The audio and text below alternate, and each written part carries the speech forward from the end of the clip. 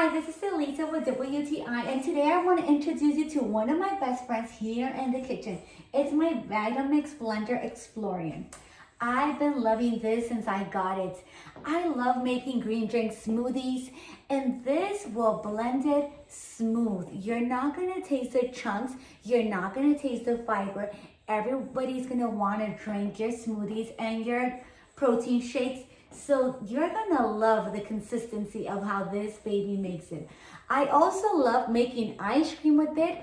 I grind my coffee, and whenever I make my banana bread, guess what? I put all the ingredients here and I blend it. If you don't want to use this big one, you can just use a smaller one. If you're just gonna make one for you, for your husband, you put the cup here,